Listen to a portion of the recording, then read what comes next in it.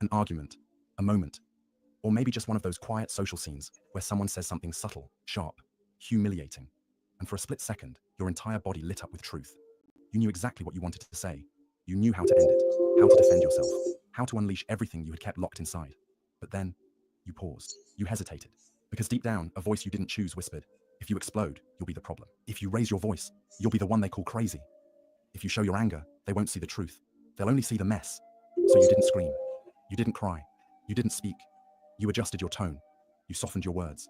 You smiled like it didn't hurt. You stayed calm, because being calm was the only way to be believed. And maybe later, you cried in the bathroom, or cursed yourself in the mirror, or laid awake at night replaying the whole thing, hinking of all the better things you should have said. But the moment passed. And the anger? You swallowed it, like you always do. You told yourself it wasn't worth it. You told yourself you were being mature, graceful, composed. But part of you still wonders what would have happened if you had let it out. If you hadn't played the part of the reasonable woman. If you hadn't been the good girl. And I need you to hear this. You weren't wrong for feeling what you felt. You weren't dramatic. You weren't too sensitive. You were just taught that anger is dangerous, especially yours. Because when a woman gets angry, the world doesn't ask, what happened to her? It asks, what's wrong with her? So you learned to hold it in, to package your pain in politeness, to protect other people from your fire, even when they were the ones who lit it. This is not weakness. This is not you failing to stand up for yourself. This is conditioning. This is survival. This is what happens when you grow up in a world that tells you, be likable, be nice, be quiet, over and over and over. But silence is not peace, and smiling is not healing. And the rage you buried never left. It waits, still burning, beneath the surface, still yours. And the question that brought you here today, the one I know you've asked in those quiet, aching moments alone, is simple. What would happen if I stopped being good and finally let myself be real? And maybe the most painful part is that this didn't start with some dramatic betrayal. It didn't take trauma or violence to teach you to silence yourself. It started in small, almost invisible ways. Tiny moments, simple phrases, looks, expectations. You weren't born afraid of your voice. You were trained to distrust it. It began when you were still a child. You probably don't even remember the first time it happened. Maybe you were just being loud, excited, passionate, and someone told you to calm down. Maybe you were upset and tried to explain, but your tears were called a tantrum. Or maybe you were angry about something real, something unfair, and they didn't ask why. They told you to stop being difficult, to smile, to be nice, to let it go. And you did. Because you wanted to be good. You wanted to be loved. And somewhere deep down, without even realizing it, you started to believe that approval came with a price. That love was earned by shrinking. That acceptance was only given to girls who didn't take up too much space. You didn't stop feeling anger. You just stopped letting it show. And with every moment you silenced yourself, that anger went somewhere else. It didn't disappear. It sank. It folded inward. It became quiet resentment. It became shame. It became the voice in your head that says, don't overreact. Don't make it worse. Don't be that girl. You were praised for being well-behaved, for not talking back, for letting things slide. And maybe, at the time, that praise felt good. Maybe it still does. But now you're here, exhausted, stretched thin, and wondering why you feel so far away from who you really are. The truth is, you didn't lose your voice. It was slowly trained out of you. So you became adaptable, pleasant, accommodating. You learned how to sense the mood in the room and adjust accordingly. You avoided conflict, not because you were weak, but because you were raised to believe that harmony matters more than honesty, that being kind matters more than being real. And the cost of all this is subtle, but devastating. Because you didn't just disconnect from your anger, you disconnected from your instincts, from your power, from your boundaries. You stopped trusting the part of you that knows when something's not right. And now, maybe you can't even tell the difference between discomfort and danger, between being nice and being numb. This is where it all begins. Not with malice, but with a girl learning that silence is safer than truth. What happens to the anger that doesn't get to be expressed? What happens when you bite your tongue so often it becomes instinct? When you smooth things over so many times that you forget what you actually wanted to say? It doesn't disappear, it transforms. Would you guys like to come up? I just wanted to share this. I can't say all the words that I feel, and I thought this would be a good video to share. And I did tag the person that made this video in there, so I appreciate that person that made this video. Anyways, Will, I'll see if you want to come up. Come on up. I saw the video it was made about me. I don't know if you guys have saw it, but everything I felt before, everything I thought about this certain group, it was true. It was true. And they showed me their true colors, and that's all I needed to see. So, and people I didn't even expect, I had never even, I just left them alone because I didn't vibe with them. So I left them alone. Even those people attacked me. Even that person in a wheelchair I wonder how these people feel. All these people ganging up on one person. I wonder how they feel. Make them feel good. I wonder how that makes them feel. And I'm so glad I didn't open up about my life to these people, because you know what? They will use that against you. I saw that. They will use your pain against you if you share. So yeah, for all of you guys that have been sharing all your stories and all of your negative stuff, yeah, just wait till the person is mad at you, and they will expose you too, for your pain. So, anyways, I'm glad I got my angels. And yeah, I know who really has my back and who doesn't. So you'd love to come up. I'm helping my mom. All right, no problem, Will. Might need to refresh because the video sounded super fast. Oh, I did. I'll speed it up because I didn't want to, I didn't want to take someone else's content. If people want to go watch the full video in slower motion, you can go watch the video. You can just go click on his name. He's in the title. So yeah, I just wanted to, I don't want to steal content, but I want to share this because it's, some things are worth sharing, and this is one of those things that's worth sharing for me, because there's a lot of things that we, like it says in the video, always adapting to people, and always to not make nobody upset, always adapting. But you realize you adapt so long and you adapt so much that you forget who you even are, because you become whoever everybody else wanted you to become,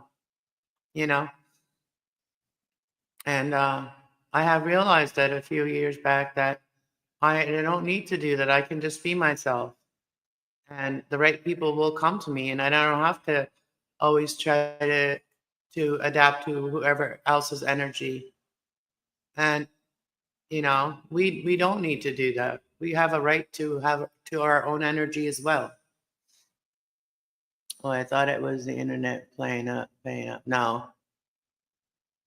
Dad needs new jeans. He's been losing much weight. Can't find the right size. Oh, I hope you find the right size. Hello, Sherry Blah. Nice to see you.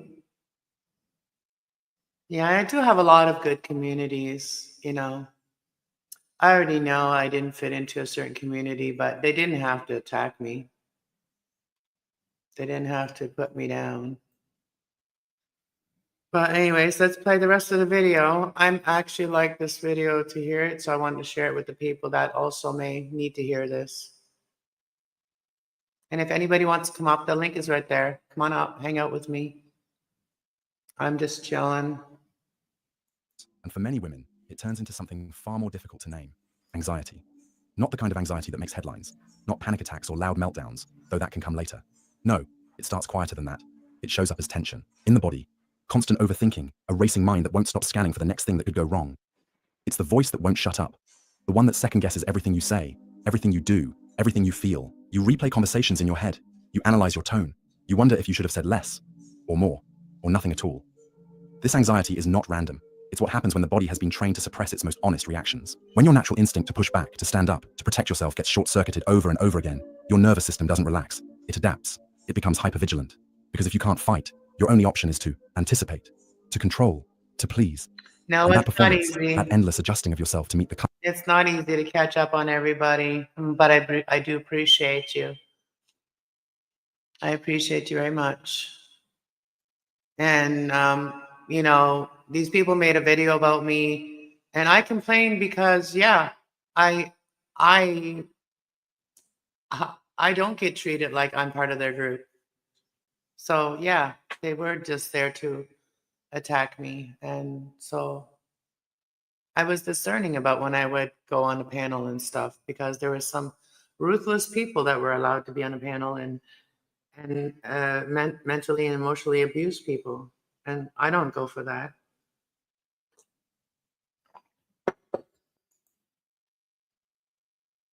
And I could say a lot of things about those people that made a video about me last night and laughed about me and made fun of me and put a clown face on my face. All those people will get what they deserve. Comfort of others. Karma is beautiful when you are the one on the right side of karma. Comes with a cost. You become exhausted, but can't rest. You become resentful, but can't express it. You feel the weight of emotions that never had a place to go, so they settle in your chest, in your stomach, in the knots in your back, in the clenched jaw you carry through the night. You look calm, composed, high-functioning. Maybe you even take pride in that. But underneath, there's a scream that's been muffled for years. And the hardest part, you start to believe this is just who you are, that you're just the anxious one, the overthinker, the emotional one. You start to believe that your nervous system is broken, that your emotions are flawed. But what if this isn't a flaw? If this is just what happens when someone has been taught to mute their truth so thoroughly, for so long, that the body starts expressing what the voice never could. You smile in meetings while your insides twist. You nod in conversations you don't agree with. You swallow your feelings with your morning coffee and carry them like bricks through your day. You become the one everyone can count on. The responsible one, the chill one, the friend who always understands. But no one sees what happens when the door closes. The silence that's too loud. The breakdowns that come with no warning. The numbness that creeps in when you've been too strong for too long. You're not unstable. You're unexpressed. You are full of emotions that were never allowed to see the light. And so they find other ways to move through you, as tension, as burnout, as shutdown, as that crushing anxiety that makes you question your own reality. Even when something in your gut is screaming that you're right to be angry, that you're right to be tired, that you're right to want more. This is not just anxiety. It is anger, reshaped into something more acceptable, more feminine, more quiet. But just because it's quiet doesn't mean it's not screaming. But if this isn't just anxiety, if this is something deeper, older, angrier, then why can't we name it? Why is it still so hard to say, I'm angry, without immediately following it with guilt or apology? Psychologist Harriet Lerner spent years exploring that question. In her groundbreaking book, The Dance of Anger, she called out what so many women feel but have no words for, that we are not taught how to use anger. We are taught how to fear it, not just in others, but in ourselves. She noticed something essential, something hidden in plain sight. That when a man expresses anger, it's seen as powerful, assertive, decisive. But when a woman expresses the exact same emotion, it's called dramatic, hysterical, overreacting, difficult. So we internalize that message. We start to believe that our anger is not just dangerous, it's embarrassing. And over time, we stop recognizing it for what it is. We give it new names: stress, fatigue, anxiety, overwhelm. Lerner described it as a dance, because we don't confront our anger. We orbit around it. We bury it. We redirect it. We smile through it. We snap in places where it doesn't belong. And we stay silent where it's begging to be spoken. It becomes a loop we live inside of. Anger, guilt, shame, repeat. But the real tragedy isn't just that the anger remains unspoken. It's that it turns inward, into self-blame, into perfectionism, into the constant need to prove that we're not the problem. We overachieve. We over-explain. We over-accommodate. And beneath all of it is a truth we've been taught to hide, that we are furious, and we don't know how to be with that feeling without losing everything we've been taught to be. Harriet Lerner didn't see anger as the enemy. She saw it as a compass, a powerful internal guide pointing us toward what isn't working, what's been crossed, what needs to change. But that compass only works if we learn to trust it, if we stop dancing around it, if we finally, after a lifetime of rehearsed silence, decide to listen. But once you understand that anger isn't the problem, and that the fear of it has shaped your entire emotional world, you start to see the performance for what it is. You start to feel the tension behind your own smile. And you begin to realize this mask you've been wearing, the one called peaceful, the one called nice, the one called easy to be around, it's not who you are. It's who you became to survive. There's a certain kind of woman the world loves. She's calm, composed, agreeable. She listens more than she speaks. She forgives quickly. She diffuses conflict, even when she didn't create it. She's the peacekeeper, the emotional anchor, the one who never makes anything worse. People admire her, praise her. They call her mature. They call her graceful. But what they don't see, what she barely allows herself to admit, is the storm happening under her skin. Because no one taught her what to do with her anger, except to hide it. So she learned to perform peace. She learned to stay soft when she wanted to scream. She learned to nod when she wanted to say no. And over time, she learned to disconnect entirely from the part of her that feels things strongly. Not because she stopped feeling, but because it was safer not to. She says, I'm fine on autopilot. She says, it's not a big deal, even when it is. She apologizes before she speaks, even when she's the one who's been hurt. And slowly, she becomes unrecognizable to others and to herself.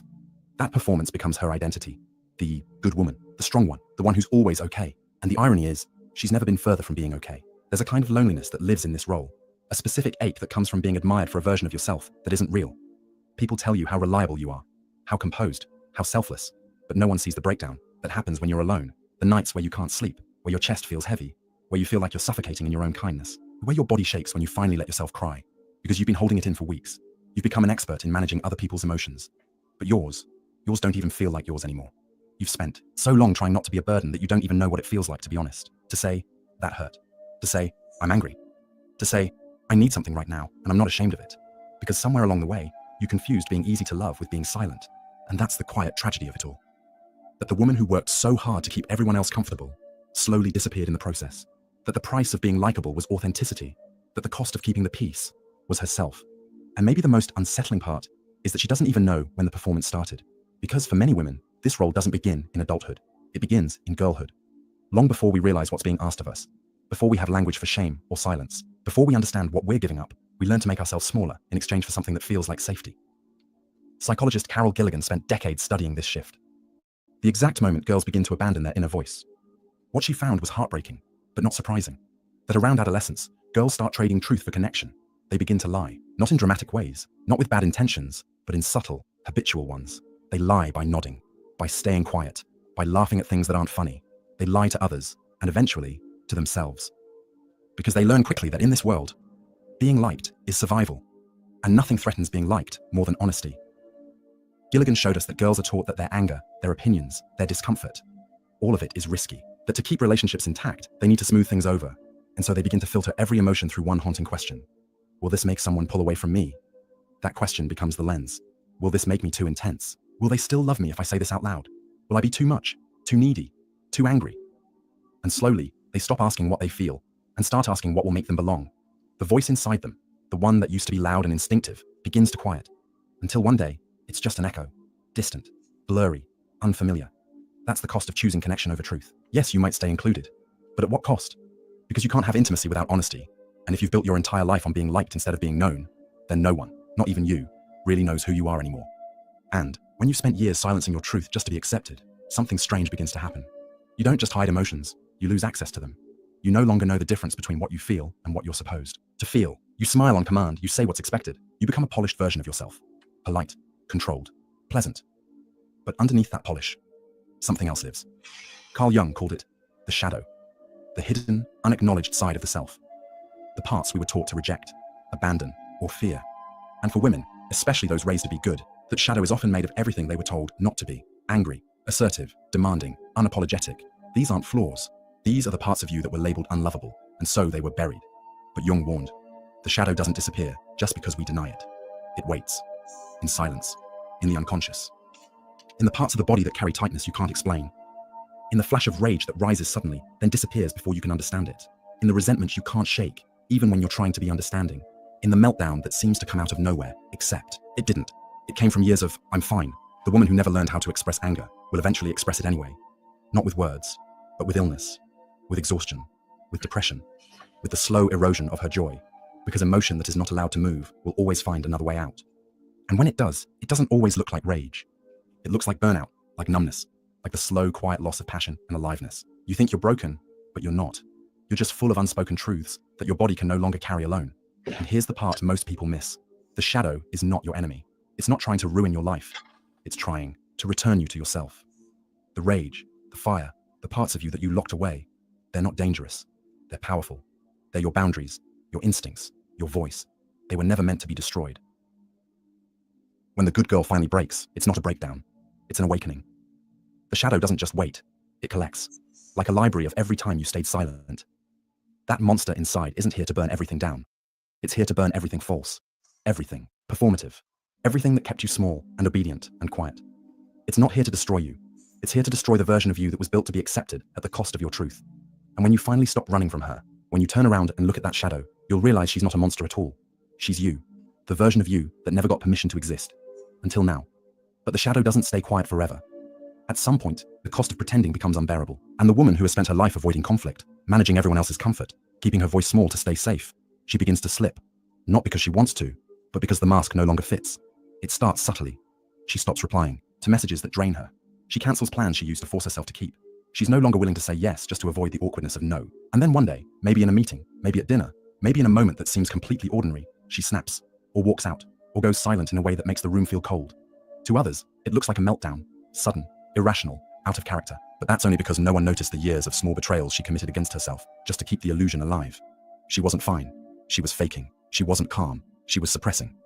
And now her system can't keep playing along. So she breaks pattern. She stops explaining. She walks away from the friendship where she always had to shrink. She ends the relationship that looked perfect in pictures, but left her feeling empty in private. She sets boundaries where there used to be silence. And suddenly, she's changed. But she didn't change. She stopped performing. That moment, messy as it may look, is not collapse. It's emergence. It's the moment when the real self, the one buried under decades of people-pleasing and emotional labor, finally claws her way to the surface. And no, she's not polished. She's not graceful. She's not easy to be around. But she's real. And for the first time in years, that's enough. And after the mask cracks, after the fallout, after the silence, after the people around you start to shift and ask, what's going on with her? Something unexpected happens. There's a moment, small and quiet, where you feel a flicker of something you haven't felt in years. Clarity. It doesn't come with ease. It doesn't arrive as peace. It comes with grief, with regret, with a strange disorientation as you realize how long you've been gone from yourself. But under all that rubble, beneath the anger and the fear and the exhaustion, is something solid, something real, something that knows exactly where you are and where you've been violated again and again. That something is your anger, because maybe anger was never the enemy. Maybe it wasn't a flaw in your personality or a stain on your femininity. Maybe it was the most honest part of you all along.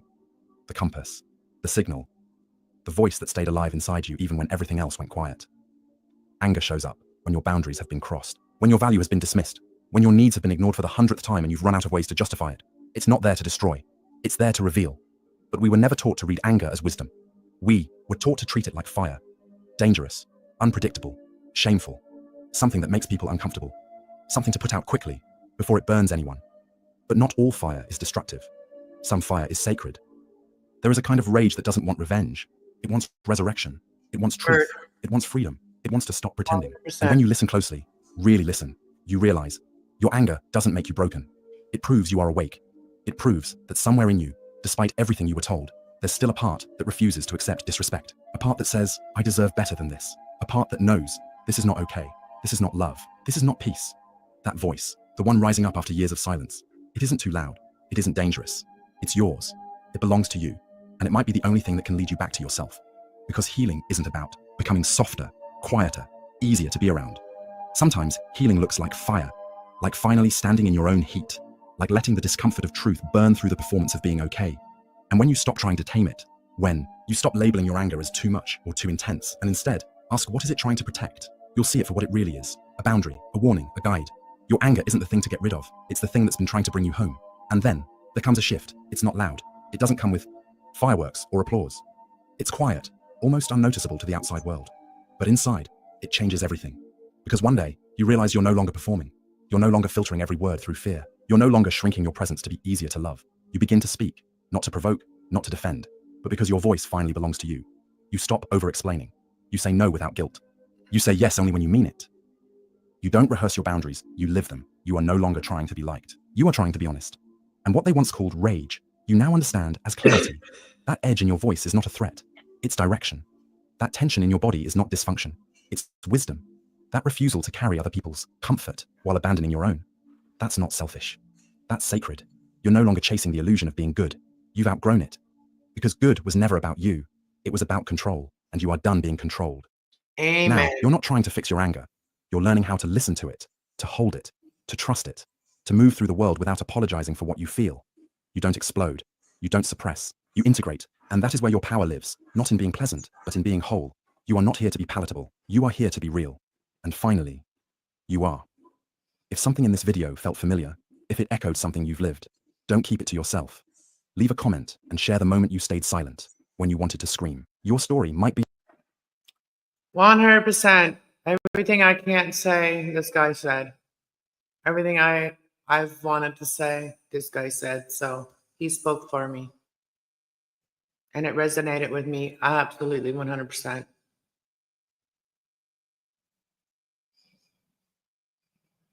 Yeah, just paid rent the other day too. And my rent just went to 1,000, so.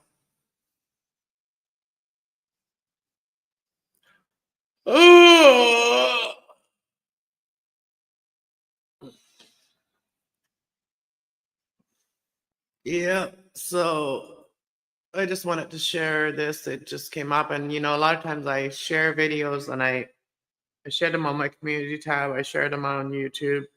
And a lot of people don't watch them or don't get to see them. And when you really want to get someone to watch a video, you have to actually replay it for somebody sometimes. In Cali, 2,850 now. Wow, raising 200 in May, they say. Well, we're all going to be homeless. We both better start getting along because, if we don't get along, we're going to be out in the open. We're going to have to get along. We're going to be in the wild, in nature. And in nature, nobody is going to be able to just be in their house and on their computers and tip, tap, tap, tap, tap, tap, tap, and attack people, right? Like people do. Internet bullying is a coward. People that do internet bullying is cowards. That's what I think. If you can't tell me to my face something, keep it to yourself. That's how I feel.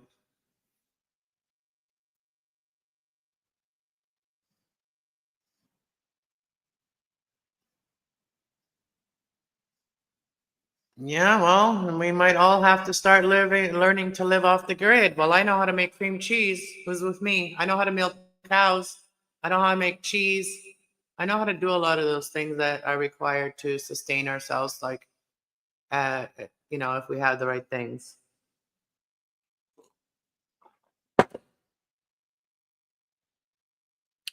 The old material world is falling away. Material things are not really important anymore. They just, material things like, I don't know, things that we don't need are not important for me. If I don't need it, it's not important to me.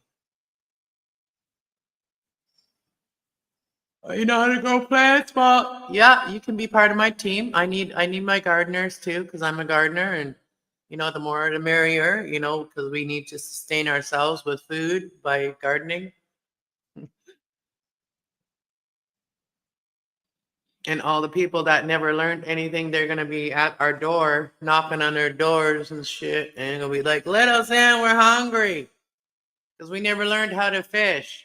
Somebody always brought it to us. Like that's why I don't want people to cater to me like that. Like I always been very independent, and I like to meet other people that are independent too, because the more independent people you get, the stronger the group gets, the more powerful we all become when we, don't depend on each other, but we help each other out when each other needs it. It's not a codependent relationship. It is like, sharing energy, equal energy, positive energy, manifesting. If people are on the right page, on the same side, people can be very powerful in the most powerful, beautiful way. But people, a lot of times, it's easier for them to be low vibrational. So it doesn't take as much brain power to be low vibrational. And that's sometimes when you're tired, that's just the easiest thing to do for people. So people not getting their sleep or whatever, not getting enough rest and whatever, they don't have the energy to be high vibrational, good vibrational. They just have the energy to be low vibrational because it doesn't take a lot of energy, but it drains you. But anybody want to come up and chat? Oh,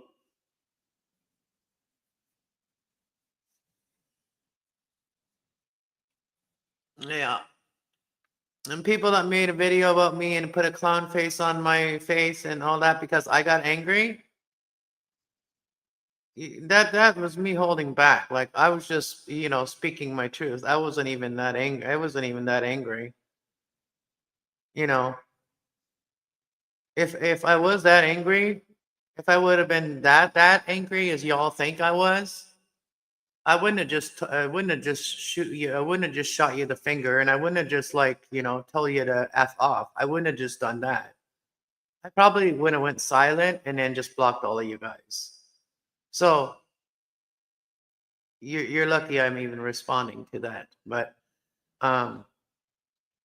And y'all know who all said something about me, and I know who didn't. Okay, I know who shut their mouth and didn't involve themselves, and I know who involved themselves, and they had, and I have nothing to do with some of them. So yeah, those are the monkeys. Those are the flying monkeys. And there's two that did that. Two people that were involved in making that video. So shout out to you guys. You're the top monkeys. Top flying monkeys. I'm not gonna get mad. I'm just gonna laugh at you. You're not gonna get me in my negative energy. Because I have, who I have? I have God the Most High, Father, Son, and the Holy Spirit that's within me, and that's, through Jesus. So, you think you can overpower that? Those people that made the video about me, you think, and said all the shit about me, like you think that you're stronger, that your God is stronger than the Most High, Jesus? That makes me laugh. The flying monkey's always freaking me out on the Wizard of Oz.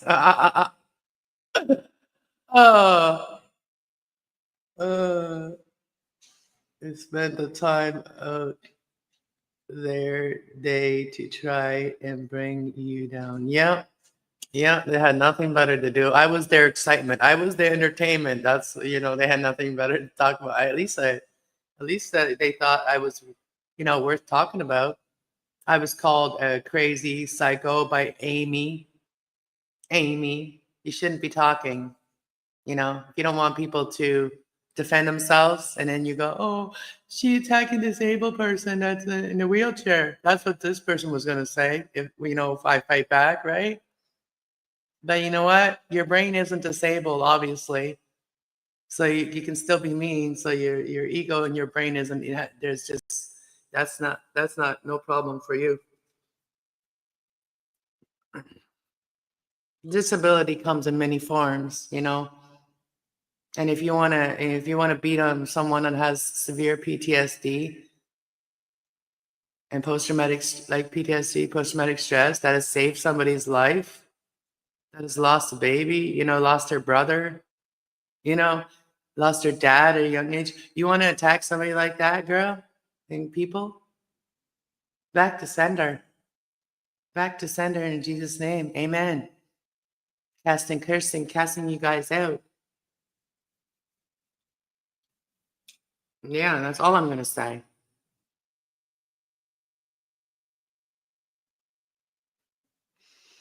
I've been manipulated by an internet, what do you call them?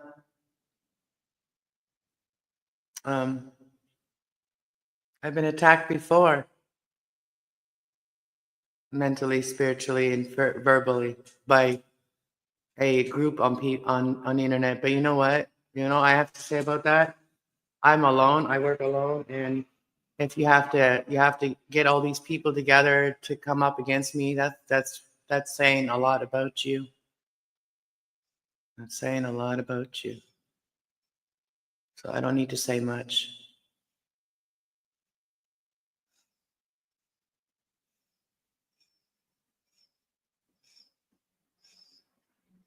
Hey, our city, hello.